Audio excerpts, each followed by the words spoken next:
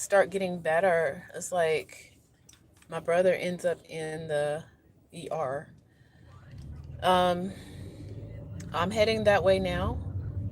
And last night, I didn't give you too many details of when he was discharged, that he was having a mood swing in the middle of being discharged. So he sounded one way, perfectly okay on the phone, but when I got there, he was dysregulated, like big time. And they were just kind of like, oh, here you go. And I'm just like, do y'all not see him? He doesn't seem okay. But I was very frustrated last night at that because he wouldn't get into the car. He actually ran off again. And that's kind of also why I was kind of upset with my mom, because I don't know exactly what she said to him. And she is also not wanting, it seems like she doesn't want to learn about this illness that he has. And in a way, they're kind of a lot alike. And that's what I keep saying. It's like every time I try to educate him about his illness, he kind of just like, whatever. And the same for her. Like when I start talking about, like the other day on the phone, when I started talking about how his mind is glitching out, she just kind of zoned out, and she just was like, whatever, okay, I'll see you later, on the phone. And I'm like, do you not care about how to be able to relate to your child? I don't know. And then, but like I said, my brother, he's doing the same. But they're definitely suffering, at least he is suffering the consequences of not learning about how to take care of yourself. So, yeah, I'm kind of mad that he's in the hospital right now, but um, I just streamed earlier in leaving work, right before leaving work, that it seems like he's dehydrated. Last night he went out around 11:30 at night and did not come back until almost 4 o'clock in the morning. And I'm going to tell the doctors that if I see them, because chances are he's probably dehydrated. Okay, I appreciate it. He's probably dehydrated, and I'm getting more texts. I'm not sure what that is. I don't want to play it over the thing. So yeah, so I'm heading to yet another hospital today, where he is. I don't know. Based on the record, because I told you in the other video, please watch that and the whole series, by the way, because I'm trying to document this. This is for my own mental health, for the sake of other caregivers out there. Like, we're going through things, man. I'm telling you, it's like, it's wild. And so, yeah, let me go back to last night, because so many things are happening so fast that it's hard to keep up, right? So that's kind of also why I go live, because it's hard for me to remember all the stuff. Like, you think what's happening in the last 48 hours is a lot. Oh my gosh, you have no idea. So he refused to get into the car for almost 20 minutes. He disappeared. He started, I don't know, being irate. And then he ran off.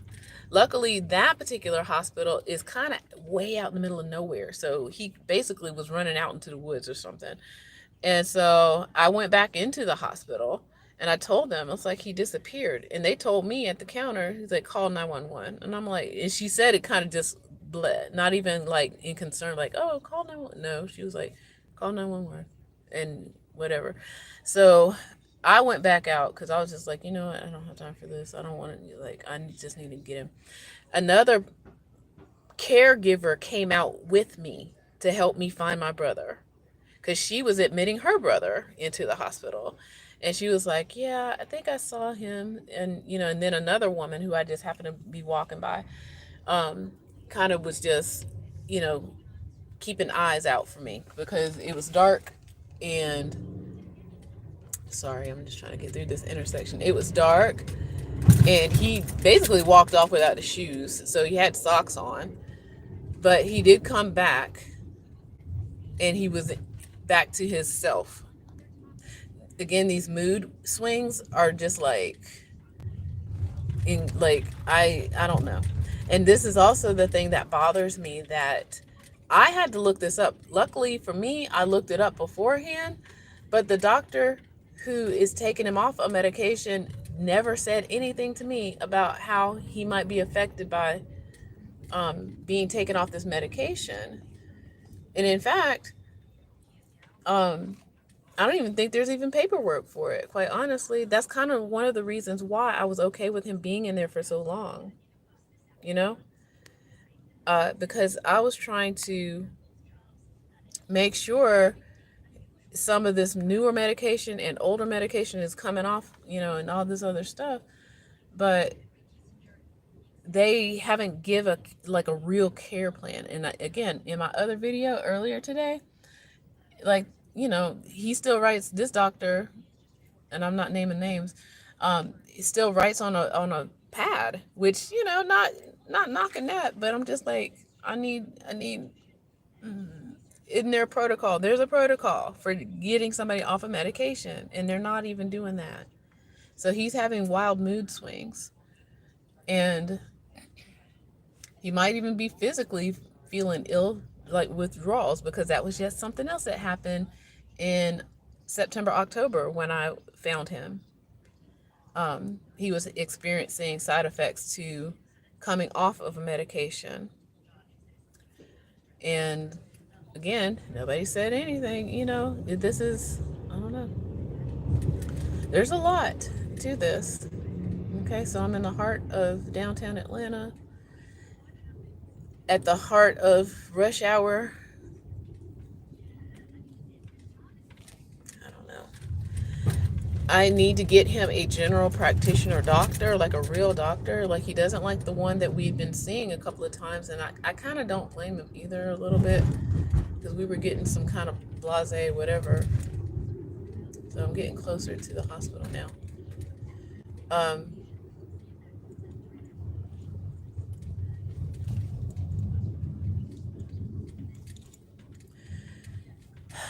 We need to get a real doctor. He needs to have a regular doctor that he needs to see. He also needs a therapist.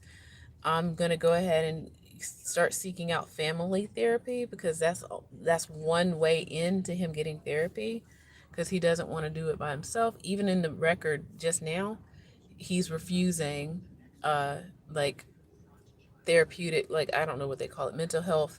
He wants the medicine, but he doesn't want the talk therapy. That's medicine too. Maybe I need to convince him that. It's like, when we find the right doctor, talk medicine is medicine also. And that's probably why a lot of people are afraid of therapists, because they don't think, like, they think, oh, so, even him, he literally is the definition of insanity, okay? And I'm not saying this in a funny way, but even he is refusing a therapist because of the stigma, okay? We got to do better out here. We got to do better.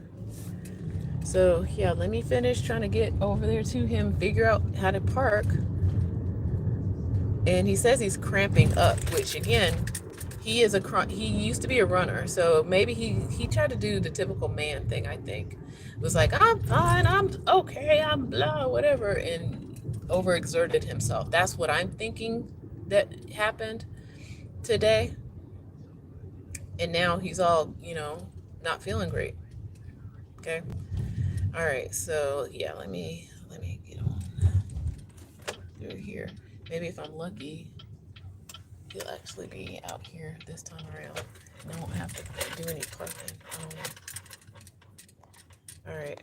With that, I say take care, y'all. Take care.